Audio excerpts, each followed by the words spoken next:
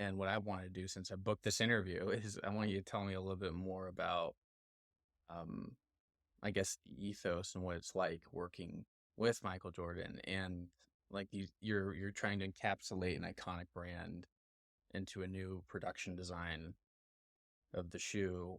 Can you walk me through the experience of working on projects like that? Yeah, And I don't know if you had any cool stories working with Michael Jordan on his shoes. That'd be pretty awesome. he spoiled us in a lot of ways. When I started in Jordan, the Jordan 20 was just coming out.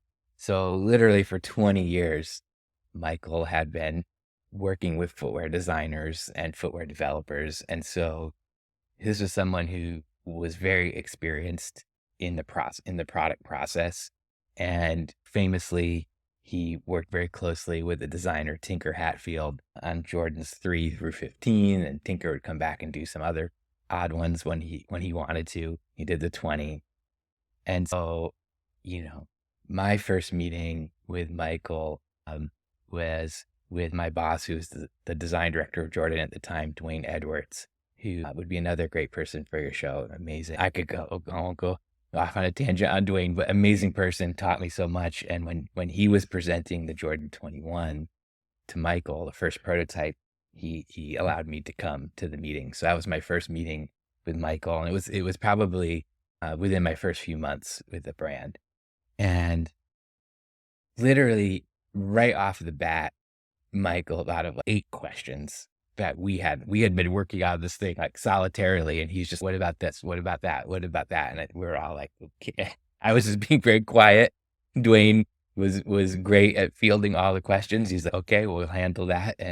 And so immediately, I realized this was someone who, one, didn't like to be kissed up to. He liked to be, when he was in the office with us, he wanted to be like he was working with us.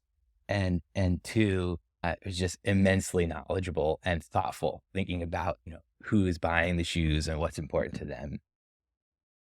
And so I had been, working on different product, and I had actually come up with this idea for a laptop bag that's kind of based on the Air Jordan 3.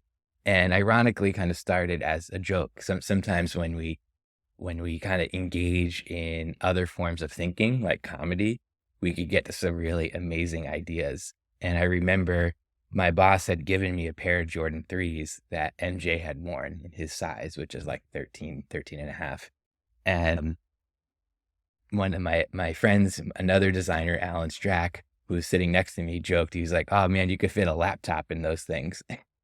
And so I just did a little drawing of basically a laptop. I'm somebody who, like, when I think something, I have to draw it, as you can see from my background. And I just drew like, oh, what if the Jordan 3 was a laptop bag? And Gentry Humphrey, who at the time was the footwear product director in Jordan, walked by my desk and he was like, Michael, what's that? And I was like, oh, it's just Alan made a joke. You could fit a laptop in Michael's shoes. And I just drew it. He's like, let me borrow that. I got a meeting with Foot Locker. And so he comes back a few hours later. He's like, yeah, they'll take 100,000. So at the time we make the prototype, the first prototype comes back out of the bag, and I'm just kind of wear testing it myself.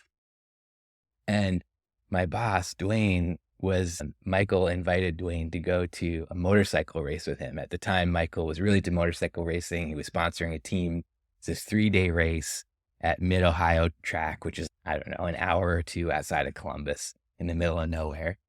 And he couldn't go. And he was like, Michael, do you want to go? You're going to be with MJ for 3 days. So, remember, do not kiss up, treat him like a normal person, and you'll be fine. And I was like, yeah, one, I love transport, to get to spend 3 days with Michael. Amazing. And I have the prototype bag, right? And so I get out to Ohio. It's just pouring rain. So the race is rained out. I go up to the luxury box. It's this like massive luxury box overlooking the track. And Michael is just sitting at a big round table joking with 10 of his friends. Like, he has this like crew of guys that he would ride motorcycles with. And they're all like old friends. And, it's just kind of like walked in, record drop record skip moment because it's just like Michael looks up and then comes over and he's like, "Oh, you're Michael, right? The new designer." And I was like, "Yeah, yeah." And we start chatting and he's like, "Tell me about that bag." And it's like, "Oh, it's a prototype bag." I told him the story that I just told you. He laughs and he was like, "I get the first one of everything, right?" And I was like, "Yeah, of course." He gets the first thing off the line. And I was like, "This one is a prototype though. It's all messed up and I've been wear testing it."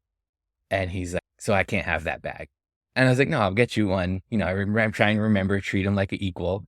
I was like, I can't, I'm not going to give you this one. It's all messed up. I'll give you like a good one." And he's like, "I can't have that bag." And I was like, "Mike, like it's raining. It's got my laptop in it. No, you can't have this bag." And he's like, "So you're telling me I can't have the bag with my own name on it?" And at that point, I'm kind of committed, right? So I'm like, "No, you can't have this one." And he was just like unbelievable and walks back to the table. And I was like, "Oh my God, it's like 2 minutes in and I already messed up." And so he's like 10 feet away back at the table with his buddies and he's telling them the story of what literally just happened. And I'm just standing there, a dweeb,